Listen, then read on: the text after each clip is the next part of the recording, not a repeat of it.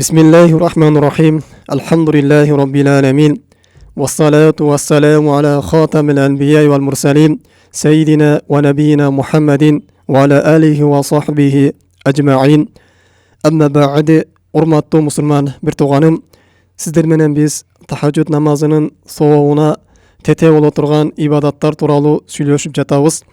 Мына ошондон бүгүнкү 10-чу сабагыбыз. Албетте тахажжуд намазынын сооптору өтө улуу. Пенде анын фазилетин билип, тахажжуд намазынын соопторуна жетүүгө аракет кылуусу керек. Тахажжуд намазынын сооптору мына ушундай: Пайгамбар саллаллаху алейхи ва саллям айткан: ал парыз намаздардан кийинки эле орунда турат деген.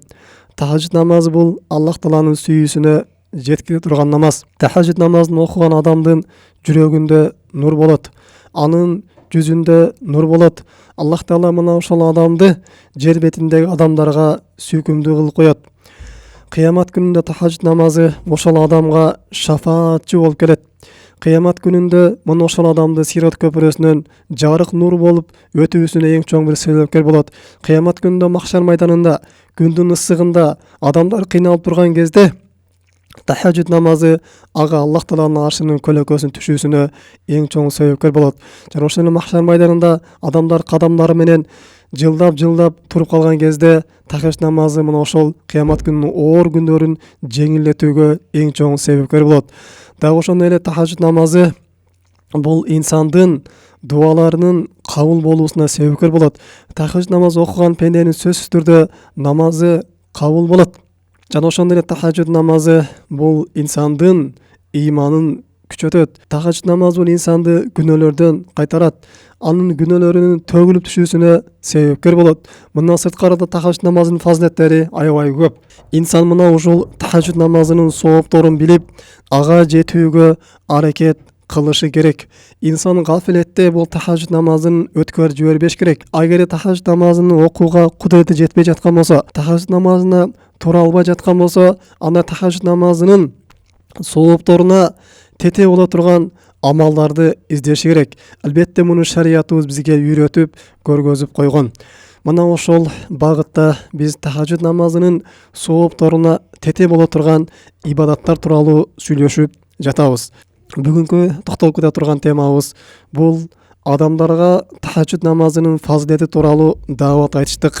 Тахажжуд намазынын соогуна тете боло турган ибадаттарды аларга үйрөтүп, жеткирип коюштук.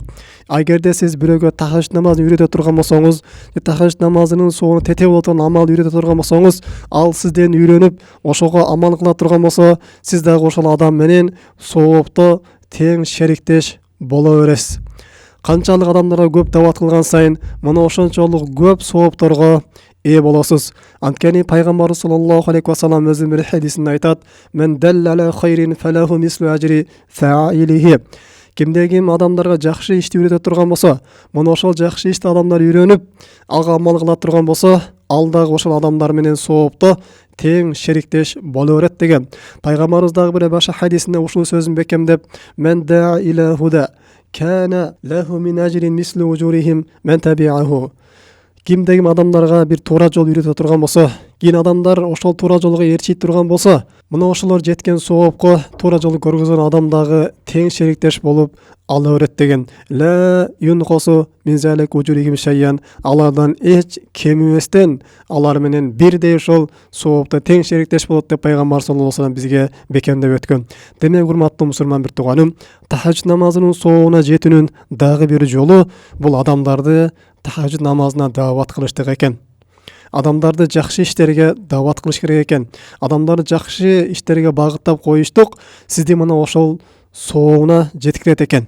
Бул бир эле тахажжуд намаз эмес, башка амалдарды деле башка инсандарга үйрөтүп кое турган болсоңуз, бирөөгө садака тууралуу баяндап берип кое турган болсоңуз, же бирөөгө Курандын фазилети тууралуу баян кылып берип кое турган болсоңуз, алар сизден үйрөнүп Куран окуй турган болсо, сизден үйрөнүп садака бере турган болсо, сизден үйрөнүп кайрымдуулук кыла турган болсо, сизден үйрөнүп дагы башка ушундай жакшы амалдарды, ибадаттарды кыла турган болсо, сиз дагы ошолор менен соопто тең шериктеш боло бересиз. Демек, урматтуу мусулман бир тууганым, будан келип чыгат бул дааваттын фазилети. Даават мына ушундай фазилеттүү амал. сизди мына ушундай соопторго жеткирет. Пайгамбар саллаллаху алейхи ва саллям үчүн айткан, Али разияллаху анхуга сен себептүү бир адам туура жолго келип калыштыгы бул кызыл төөдөн дагы жакшыраак деген. Кызыл төөнү садака берип соок ээ болгондон дагы жакшыраак деген. Мына ошондуктан урматтуу мусулман бир тууганым, биз себептүү кайсы бир адам туура жолго келип кала турган болсо, сиз себептүү кайсы бир адам дозоктон кутулуп, кыямат күнүнө Аллахтан ыраазычылыгына жетип, түгөл болгон бейиште бактылуу жашоого туш келип кала турган болсо, бул сиздин эң чоң жеңишиңиз, эң чоң утугуңуз болуп эсептелинет. Жана ошондой да урматтуу мусулман бир тууганым, бул дааваттын фазилеттеринен, бул коомубуздун оңолушуна эң чоң бир себепкер болот. Коомубузда бузук амалдардын жоголуусуна, коомубузда бактылуу жашоо болуусуна, коомубузда ар кандай бир уруш жанжалдардын азаюусуна бул даават иши эң чоң себепкер болот. Мына ошондуктан биз дааватка жеңил карабашыбыз керек.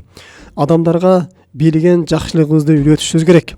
Мейли ал динден болсун, дүйнөлүк жакшылыктар болсун, аларга үйрөтүп чакыра бере турган болсок, алар ошол ишти аткарып соокко жете турган болсо, биз дагы алар менен тең шериктеш боло беребиз. Демек, урматтуу мусулман бир тууганым, биз бул дааваттын фазилеттеринен гафилетте болбошубуз керек. Өзүбүздүн билген нерсебизди башкаларга жеткирип, үйрөтүп коюшубуз керек. Анткени пайгамбар саллаллаху алейхи ва саллям менден бир аят үйрөнгөн болсоңор дагы, менден бир хадис үйрөнгөн болсоңор дагы аны башка адамдарга жеткиргиле деп бизге буйрук кылган. Мына ошондуктан урматтуу мусулман бир тууганым, дааваттын фазилетин билип, ага дагы биз жеңил карабашыбыз керек. Мына ошонун биргеликте биз өзүбүз дагы амал кылып, дагы илимибизди зияда кылууга биз маани беришибиз керек. Мына ушу менен урматтуу мусулман бир тууганым, биз тахажжуд намазынын соогуна тең боло турган ибадаттар деген темадагы сабактарыбыздын эң акыркы сабагы кылабыз. Албетте мындан сырткары дагы тахажжуд намазынын соогуна тең боло турган ибадаттар аябай көп. Биз ушу менен чектелип, дагы башка темадагы сабактарыбызды улайбыз. Аллах Таала баарыбызга тафик берген болсун.